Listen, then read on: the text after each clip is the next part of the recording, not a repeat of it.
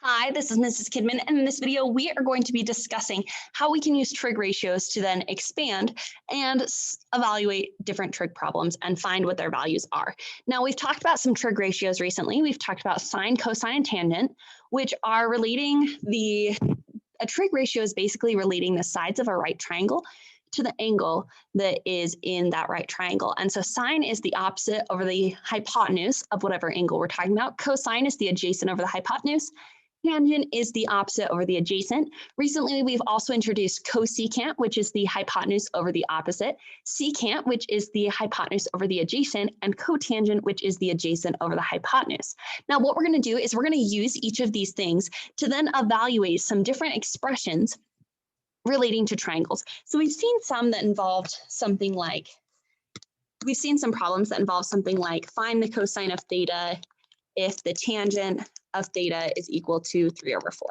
Great. So then we would set up our triangle and we'd say this is 3, this is 4. We want to find the cosine. So if this is theta, we know this is a special right. So then the cosine of theta is equal to 4/5. So we've been doing problems like this. Now what we're going to do is we're going to start combining trig ratios, because remember, a trig ratio is actually just a number. So we're going to use that relationship of trig to then determine what these values can be. Let's take a look at a couple of examples here.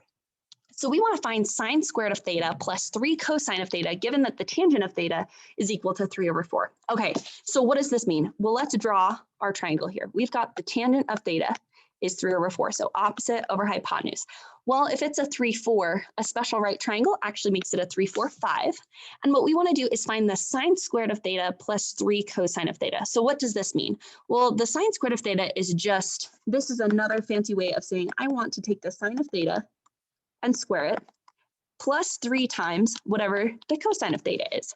Now, you may be asking yourselves, why is this important? Well, when it comes to composition of functions and using these different trig values and this study of angles, what we can do is we can actually take into account the different values of these and do mathematics with them. So we want to feel comfortable finding these trig ratios and using them to then find some more complicated mathematics. So let's find sine of theta squared, or sine squared theta, plus 3 times the cosine of theta. Well, let's go ahead and plug this in. What is the sine of theta? Well, that's going to be opposite over hypotenuse, so 3/5. Squared plus 3 times our cosine of theta, which is 4/5. So now that we have this, what we can do is we can then figure out what this is going to equal here. And we can just plug that right into our calculator, or we can do it by hand. So 3/5 squared is 9/25 plus 12/5, which is 3 times 4/5. And we could either leave these as is or combine them together. So we can multiply the top and bottom here by 5/5 and get 9 plus 25 plus 60/25. Get those like fractions on the bottom.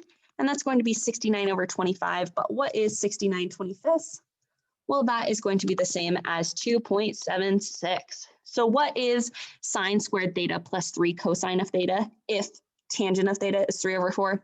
Well, it's 2.76. Okay, so this is a value. So let's take a look at a couple more examples where we use these trig ratios to then evaluate more parts of trig. Okay, so given that tangent is 12/35, we want to find sine squared plus cosine squared. So let's take a look at this. We've got our triangle here. And here's theta. If our opposite is 12 and our adjacent is 35, we're looking here at this triangle. And this is actually another type of special right triangle where our hypotenuse is 37. So we want to find sine squared of theta plus cosine squared of theta. So sine squared of theta is the same as sine of theta squared plus cosine of theta squared. And then we'll use these. So sine of theta is 12/37 squared plus the cosine of theta is 35/37 squared. And we want to know, what does this equal? And so as we do this, I'm going to do 12/37 squared plus 35/37 squared. So 12/37, if we're doing that math there, is going to be 144/37 squared, which is 1,369, plus 35 squared, which is 1,225/1,369. And as we, Yep, and as we do that, we can add these together, and 144 plus 1,225 is actually going to be 1,369 over 1,369.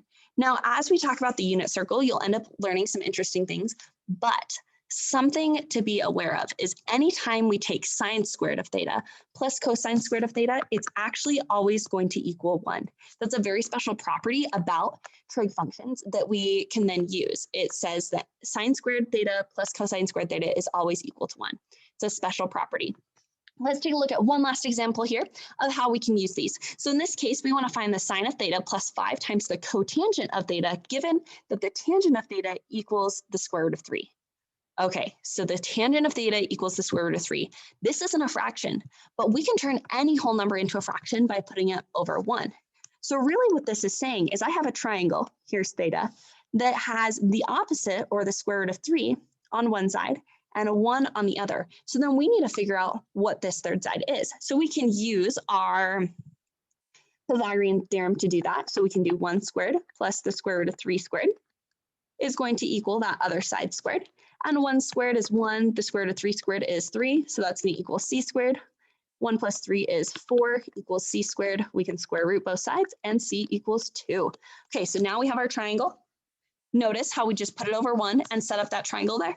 And now we can find the sine of theta plus 5 times the cotangent of theta.